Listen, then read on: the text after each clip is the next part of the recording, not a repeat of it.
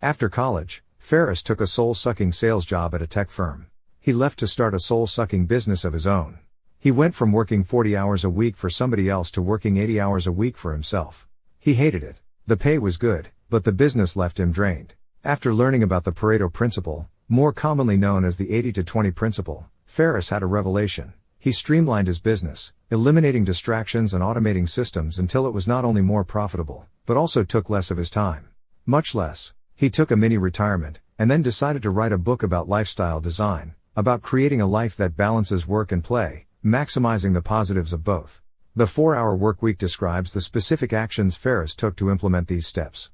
This book actually is the complete embodiment of the 80-20 principle into an individual's professional life. The 80-20 principle is the idea that 80% of your productivity comes from 20% of your time, and the other 20% of your productivity eats up 80% of your time. Ferriss argues that by eliminating that 20% of productivity that eats up most of your time, you can live in a much more efficient fashion, and the entire book revolves around that concept in various ways, hence the title The 4-Hour Workweek. In some ways, the book itself reads like a blog, as it's broken down into lots of little pieces, some of them step-by-step advice, some of them anecdotal, and some of them philosophical. The 4-Hour Workweek is divided into 4 sections, each of which explores one of the components to lifestyle design.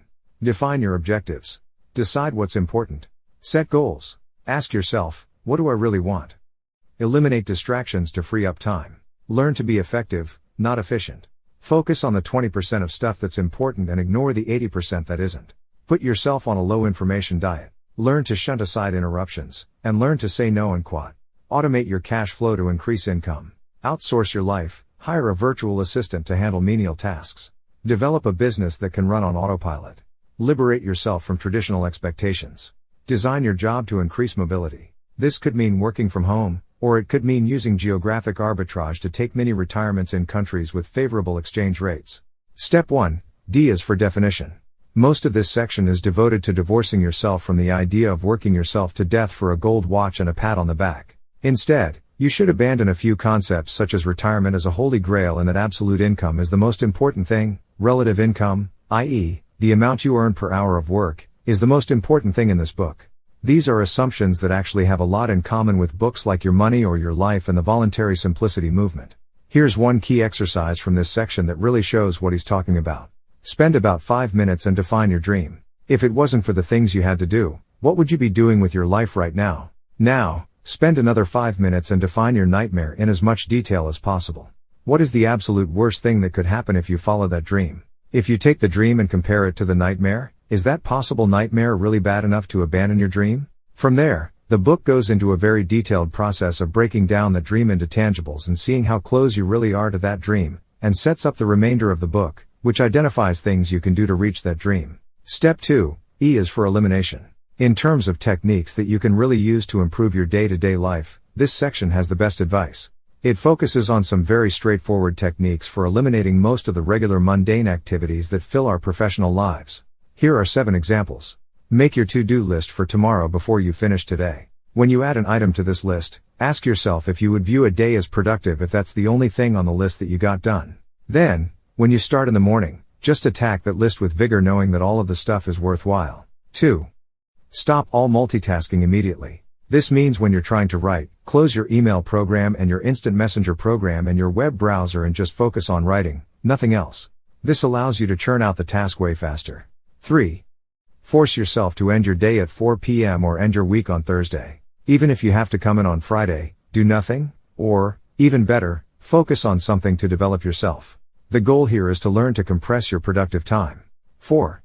Go on a 1-week media fast. Basically, avoid television, other than 1 hour a day for enjoyment/relaxation, and non-fiction reading of any kind, including news, newspapers, magazines, the web, etc. By the end of it, you'll discover that the media and information overload was giving you a mild attention deficit. 5. Check email only twice a day. Combining this with the no multitasking principle enables email to only eat up a sliver of my time when it used to seemingly bog down everything. 6. Never, ever have a meeting without a clear agenda. If someone suggests a meeting, request the specific agenda of the meeting. If there isn't one, ask why you're meeting at all. Often, meetings will become more productive or, if they were really time wasters to begin with, they'll vanish into thin air. Step 3, A is for automation.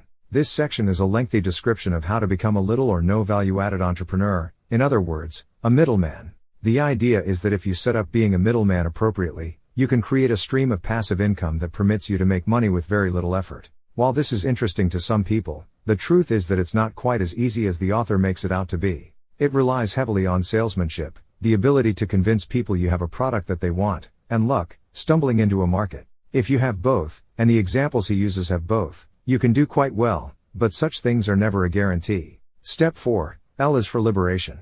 The final section ties the pieces of the puzzle together into an overall picture. In essence, it takes the dreams defined in the first part, the enhanced productivity of the second part, and the passive income of the third part and creates the titular 4-hour workweek.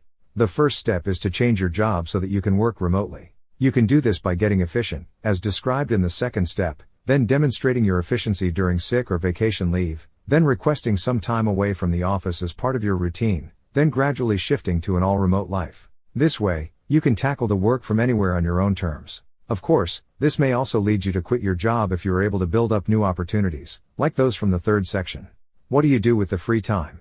That's the entire point of this book. That time is the really valuable asset we have in our lives, not money. Time allows you to follow your dreams, and this entire book's purpose, at least steps 2 and 3, has been about moving more and more time into your own personal life so you can do these things. Other key concepts. Ask yourself, if this is the only thing I accomplished today, will I be satisfied with my day? And quote.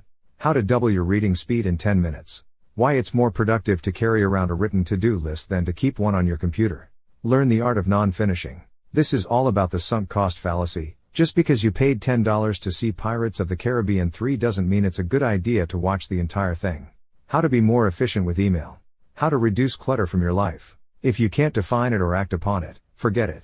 Life exists to be enjoyed. The most important thing is to feel good about yourself. Why geographic arbitrage is a great way to enhance your relative income. The not-to-do list. 9 habits to stop now. Do not answer calls from unrecognized phone numbers. Do not email first thing in the morning or last thing at night. Do not agree to meetings or calls with no clear agenda or end time. Do not let people ramble. Do not check email constantly. Batch and check at set times only. Do not over-communicate with low profit, high maintenance customers. Do not work more to fix overwhelmingness. Prioritize. Do not carry a cell phone 24/7. Do not expect work to fill a void that non-work relationships and activities should. The 6 basic rules of the choice minimal lifestyle. Set rules for yourself so you can automate as much decision making as possible. Don't provoke deliberation before you can take action. Don't postpone decisions just to avoid uncomfortable conversations. Learn to make non-fatal or reversible decisions as quickly as possible. Don't strive for variation and thus increase option consideration when it's not needed. Regret is past tense decision making. Eliminate complaining to minimize regret.